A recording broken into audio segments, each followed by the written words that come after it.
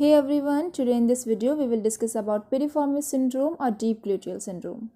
So basically this is a painful musculoskeletal condition जिसके अंदर combination of symptoms दिखते हैं including your buttock और hip pain. So आजकल इसे ना डीप ग्लूटियल सिंड्रोम जिसे आप DGS एब्रिवेट कर सकते हैं ज़्यादातर प्रेफर किया जाता है instead of piriformis syndrome because इसमें ग्लूटियल मसल्स की भी इन्वॉल्वमेंट हो सकती है, आपके फाइब्रस बैंड इन्वॉल्व हो सकते हैं in such a painful musculoskeletal condition. So instead of piriformis syndrome deep gluteal syndrome is mostly preferable.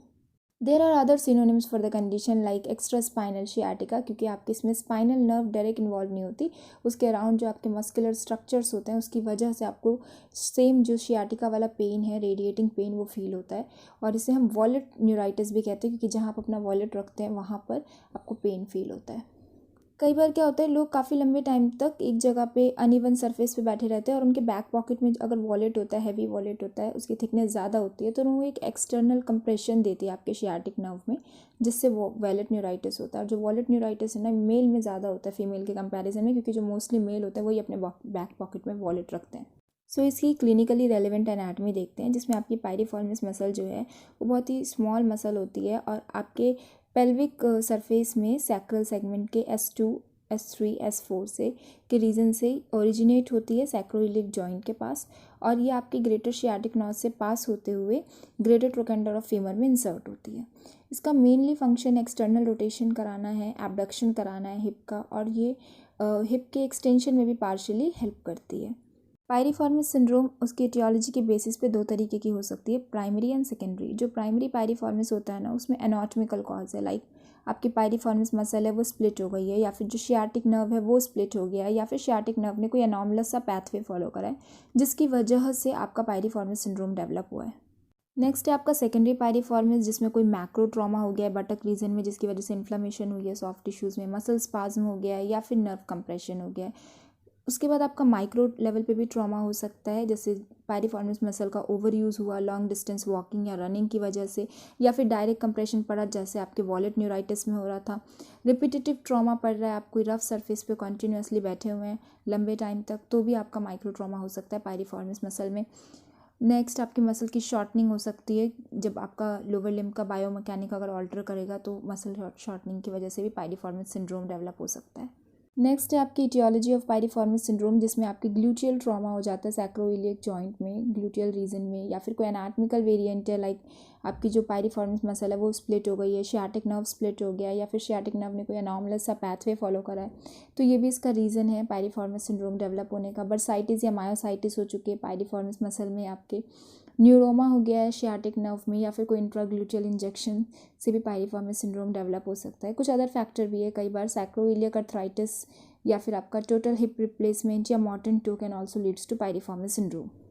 Next इसका क्लिनिकल प्रेजेंटेशन, जिसमें आपको radiating low back pain feel होगा, क्रोनिक बटक पेन फील हो सकता है, नर्वनेस पेरेस्थीसिया डेवलप हो जाएगा, walking में डिफिकल्टी आएगी, आप जब बैठेंगे तो आपको पेन फील होगा, स्क्वैटिंग में पेन फील होगा, लॉन्ग टाइम तक अगर आप स्टैंडिंग पोजीशन में है तभी भी आपको पेन फील होगा. ठीक है. एक्सटर्नल टेंडरनेस आपको आएगी ग्रेटर शियाटिक नॉच के एरिया में, बाहर से टेंडरनेस फील होगा, स्वेलिंग हो सकती है लेग्स में, और सेक्सुअल फंक्शन भी डिस्टर्ब होता है फीमेल्स के अंदर. पेन जो है वो सिटिंग में एग्रीवेट हो सकता है, तो भी आपका पायरिफॉर्मिस सिंड्रोम का एक सिम्टम है.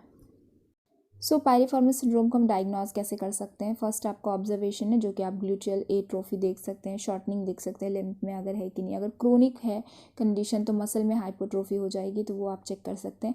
पाल्पेशन से आप सेंसिटिविटी देख सकते हैं, जो ग्रेटर शियाटिक नॉच है उसके अराउंड, और आपके रेक्टम या वजाइना के अराउंड, आपका सैक्रोइलियक जॉइंट के अराउंड जो है ना, वो सेंसेशन आप चेक कर सकते हैं पायरिफॉर्मिस मसल बेली को पैल्पेट करके.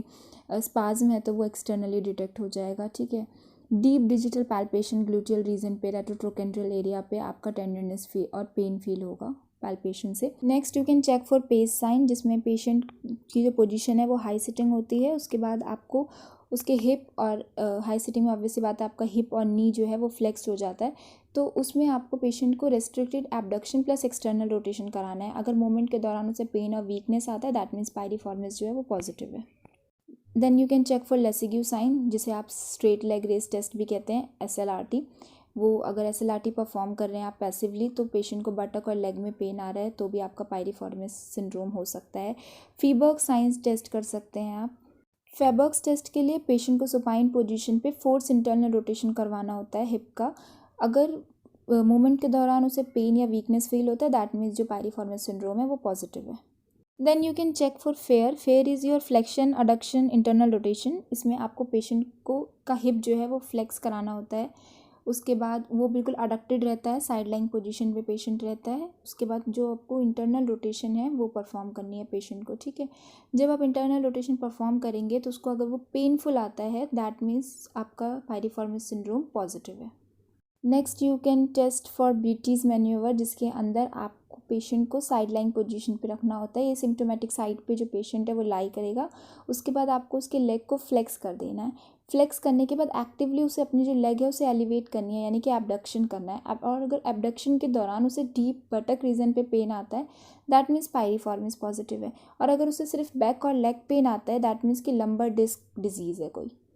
नेक्स्ट इज़ योर हुगीज साइन, जिसके अंदर आपको पेशेंट को आइसोमेट्रिक एक्सटर्नल रोटेशन कराना है अफेक्टेड एक्सट्रीमिटी का, followed by maximal internal rotation. अगर ये पेनफुल रहा तो the test is positive. Hip abduction test आप कर सकते हैं। पेशेंट साइड लाइन पोजिशन पे रहता है, जो अनअफेक्टेड लेग है वो आपकी फ्लेक्स्ड रहती है, सपोर्ट प्रोवाइड करती है अपर स्ट्रेट लेग को, और जो पेशेंट है वो अपने अफेक्टेड लेग को एबडक्ट करता है, राइट। 45 डिग्री के अराउंड अगर वो कर लेता है, दैट मीन्स नॉर्मल। अगर 45 डिग्री तक उसको कोई पेन फील नहीं होता, 45 से के बियॉन्ड अगर उसको पेन फील होता है, 45 वो नहीं कर पा रहा है एबडक्ट, दैट मीन्स जो टेस्ट है वो पॉजिटिव है, ठीक है। और एबडक्शन के दौरान अगर आपका हिप फ्लेक्स होने लगता है, दैट मीन्स जो टेंसर फेशिया लेटा है उसकी शॉर्टनिंग हो गई है, ठीक है। और अगर लेग जो है एक्सटर्नली रोटेट करने लगता है तो आपके पायरिफॉर्मिस मसल जो है उसकी शॉर्टनिंग हो गई है, पायरिफॉर्मिस सिंड्रोम डेवलप हो गया।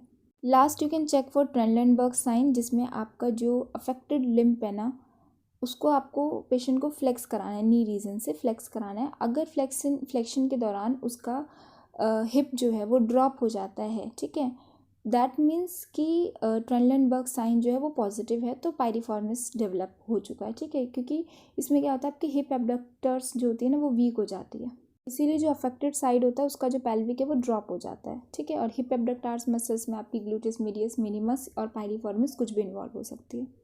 नेक्स्ट इसका मैनेजमेंट पार्ट, जिसमें आप यूएस दे सकते हो, सॉफ्ट टिश्यू मोबिलाइजेशन करा सकते हैं, पायरिफॉर्मिस की स्ट्रेचिंग करा सकते हैं, थर्मल थेरेपीज दे सकते हैं, हिप एक्सरसाइजेस करा सकते हैं, जिसमें आपकी जो हिप एक्सटेंसर्स हैं, एबडक्टार्स हैं, एक्सटर्नल रोटेटर्स हैं, ये सारे आपके स्ट्रेंथ हो जाए, इनकी स्ट्रेंथनिंग इंक्रीज़ हो जाए।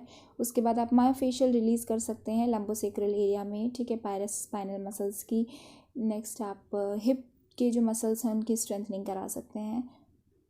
So this is all about piriformis syndrome. Hope you guys like the video. Please share, subscribe and support. Bye bye. Take care.